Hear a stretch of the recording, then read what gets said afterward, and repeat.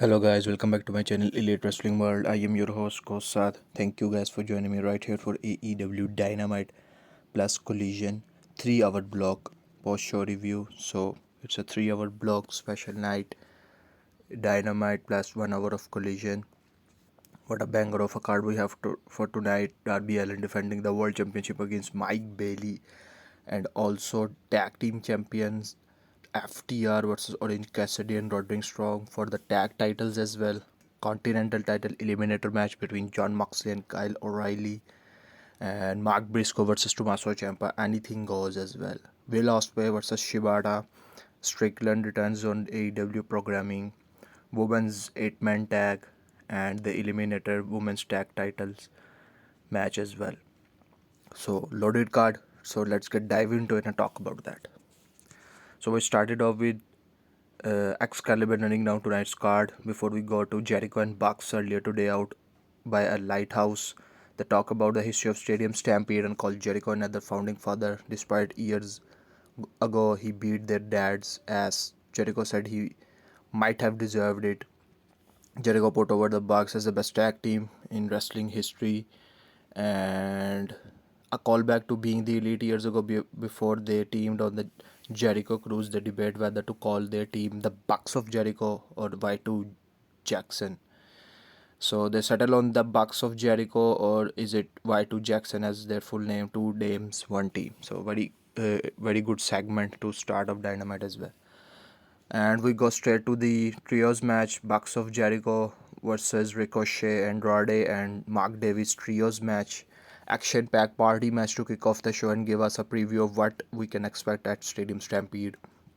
As batch, I will say already the best team-wise match of all the Stadium Stampedes. I like the callback to the Bucks of Jericho from years ago, and the loss here tonight does lead me to believe the babyfaces would be walking away with the win on pay-per-view.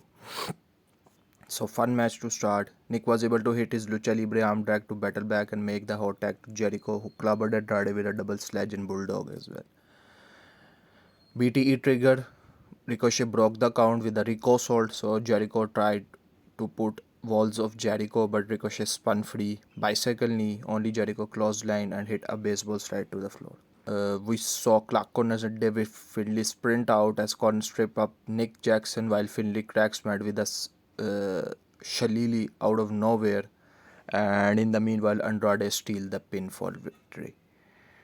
So Gates of Agony ran out to get in their shots with the heels in the post-match attack. Jack Perry hits the ring, Syndicate music hits and run out Bobby Lashley and Shuttle Benjamin, and the brawl is on to give us the preview of Stadium Stampede.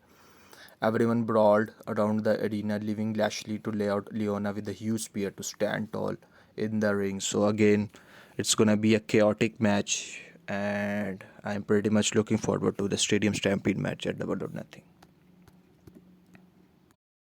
Backstage, we saw Renee with Darby Allin talking about how he wants to consistently defend the world title. Allin said he has no choice. It's exactly what he thought it would be, the greatest feeling in the world to be world champion. And he talked about his title versus hair match against MJF on Double or Nothing.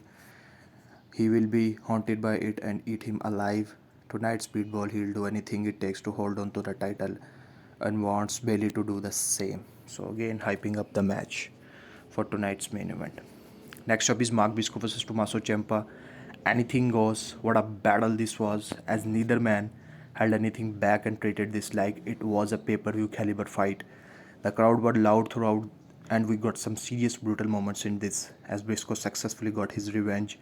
I wonder what each man will go from here, as I wish both would have been very good in the Owen Cup tournament, but the roster is so stacked. I think some Continental Classic season we will see both Briscoe and Ciampa in that tournament as well.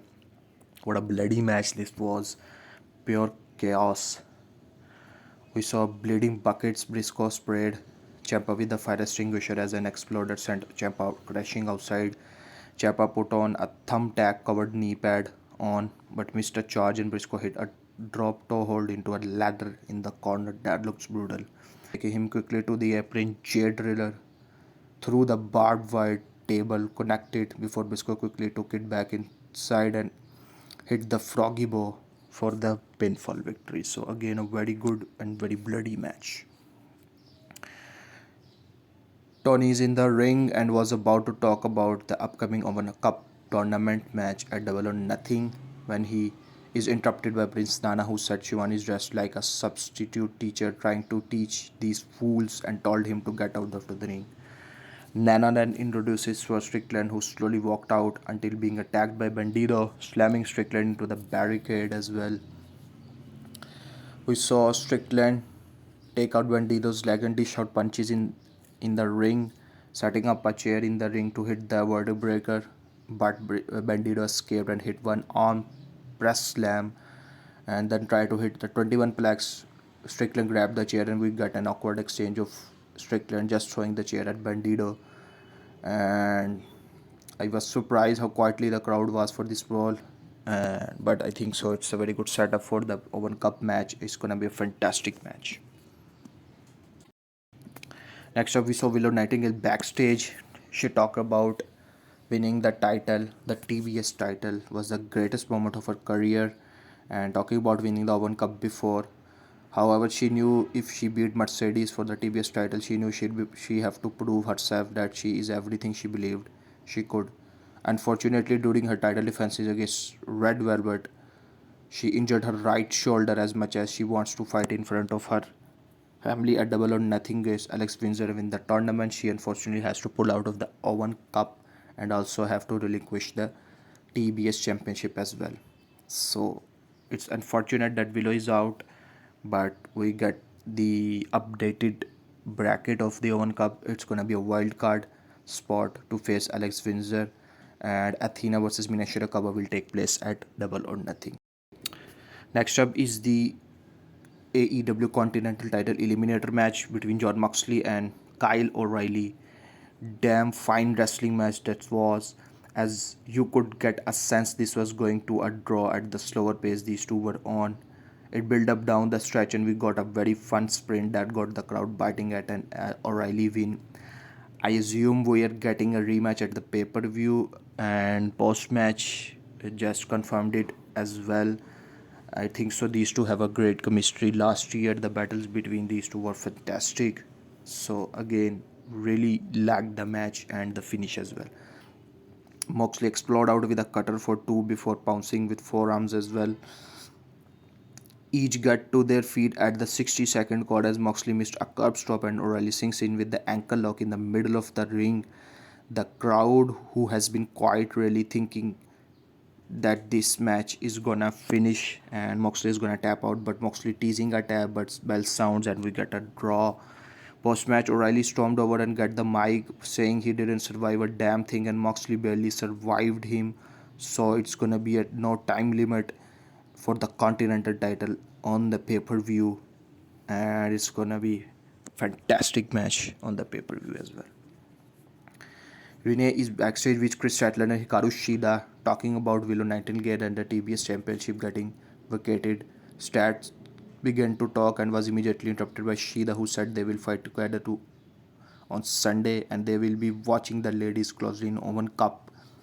And we saw Stat told Shida to watch it and stormed off. So Shida told the ladies to get ready. So that was a pretty awkward moment between the two as well. Backstage, we saw Roosh laying out a challenge for Darby Allin for the AEW World title if he beats MJF on Sunday. If you mess with the Bulls, you will get the horns. Next up is Athena and Triangle of Madness versus Thunder Rosa, Mina Shirakawa and the Brawling Birds. Rosa and Athena with a fast start until Windsor made the hot tag immediately at a chop at the throat from Athena. We saw Shirakawa cut off and Athena dive with a high kick. Thekla went to use the AEW Women's title, but referee Mike Posey took it from her and distraction allowed her to miss Rosa. Thekla quickly in to steal the pin as the babyface team turned to Rosa as the heel celebrated up the aisle. So again, this is a setup and hyping up the Owen Cup match between Mina and Athena and also the women's four-way match as well. Renee is backstage trying to interview Death Riders, who are all doing push-ups, asking Moxley what he will do this Sunday at the pay-per-view against Kyle O'Reilly under no time limit. Moxley thanks O'Reilly for what he's done for him, for pushing him to be better, driving him crazy for not finding a way to beat him. What are the odds he does it 3 times? What are your odds at Double or Nothing when this time the house will win? Game 7 is the only game that matters, and Moxley not gonna miss on that. So I think so. It's gonna be a fantastic match at Double or Nothing. Kyle O'Reilly, Moxley, no time limit, Continental title. And in the main event, we saw Speedball Mike Bailey versus Darby Allin for the AEW World Championship. This had some serious hard-hitting kicks from Mike Bailey, who had his moments to win this, but Allin was not going to be denied this close to Double or Nothing. And I think so. This was a very hard-hitting and very fantastic main event as well. So MJF music hits before the bell, and he joined the commentary as well. Bailey exploded out of with the big boot drop kick and Ultimo Weapon, but Allin rolled to the apron. Bailey lit up Allin with kicks, swept out the leg and causing Allin to take a neck bump on the apron before Bailey hitting a triangle moonsault as well. Corkscrew corner kicks connects but missed Ultimo Weapon, so Allin hit the coffin drop to the back as well. Kevin Nash sprinted out and got into MJF's face as he told the TNT champ to relax. He's doing commentary. We saw PK led to moonsault double knees and thrust kick that knocked Allin back to the corner where Bailey wanted a flamingo driver. Allin escaped with a scorpion death drop as well. Allin locked in the scorpion death lock as Knight encouraged his partner to fight to the ropes, and he did. Allin quickly hit another coffin drop to the back, reapplied the scorpion death lock as Bailey was reached out to Knight but ultimately tapped out, and Darby Allin retains the title. MJF stormed off through the crowd as he knows there is no more obstacle. Heading into Sunday, his hair will be on the line. Collision kicks off with Knight talking about Bailey to keep his head up, and he gave Allin the best fight of his title reign, and that's he is proud of him. Knight is proud of how Bailey fought tonight and told Allin he haven't seen a champion like him ever in AEW, truly proving this is they were the best wrestle. So if Knight can beat MJF, he knows Allin can do it as well and shave his head bald, and they will send his ass back to Turkey. Jet Speed helped Allin up and left as this allowed MJF to attack Allin from behind. We see bald signs in the crowd as crowd chant bald at MJF, who held up the world title saying he will win it the third time at Double or Nothing. MJF went under the ring and took out some hair clippers, went to use them on Allin, but he was fought off. Allin got a takedown and controlled the flippers. He was about to get some of MJF's hair, but MJF scurried away up the aisle with a terrified look on his face.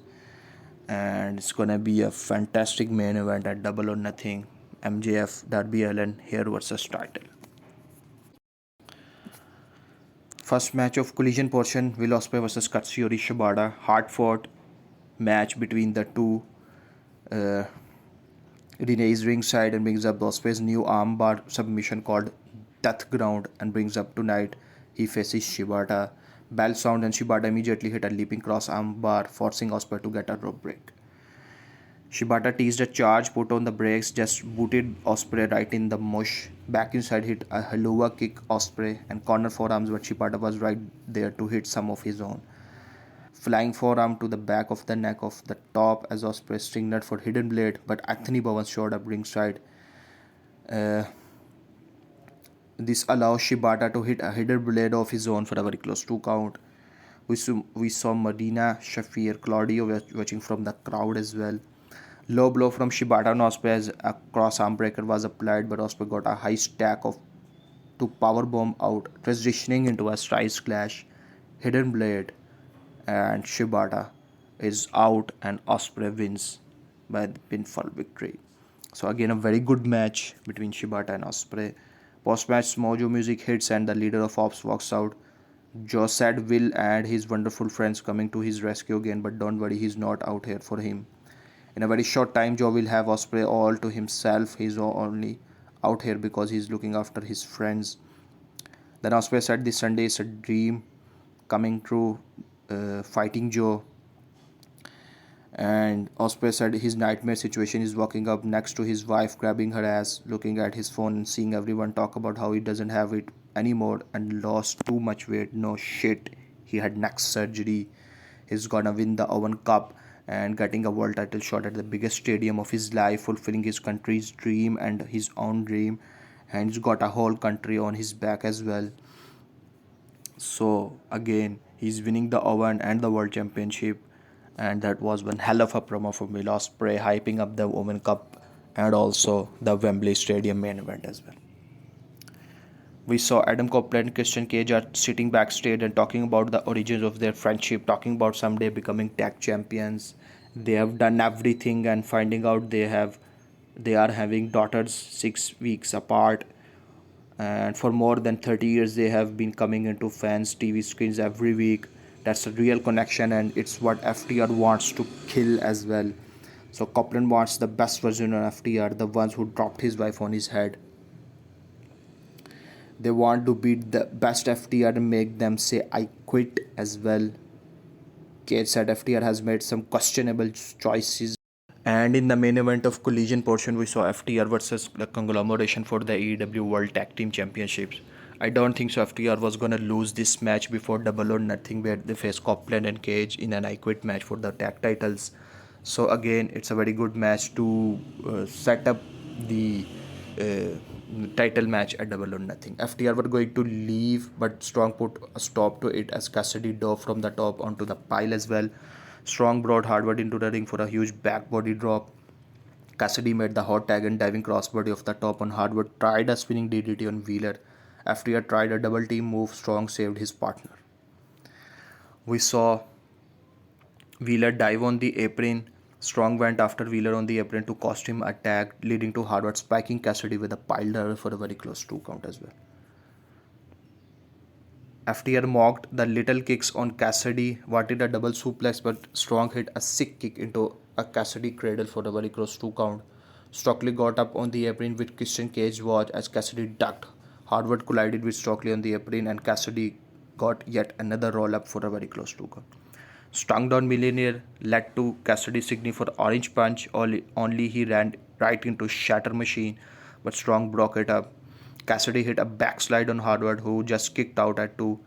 Cassidy nearly ran into referee, who ducked and covered, allowing Stockley to punch Cassidy with the watch, and Harwood got the roll up for the pinfall victory. So the finish was not clean, and it's a distraction finish. But again, FTR winning is the right move, and the I Quit match is going to be fantastic between FTR and Adam Copeland and Christian Cage at Double or Nothing.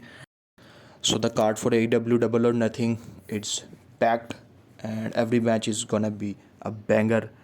And the 3-hour block tonight delivered the build-up for pay-per-view fantastically. So it's gonna be a fantastic pay-per-view as well. 14,000 plus tickets are sold for the pay-per-view at Louis Armstrong Stadium. So it's gonna be a fantastic pay-per-view. So that's the end of the show, folks. Please guys, like and share this video, subscribe to my channel, and keep watching Elite Wrestling World.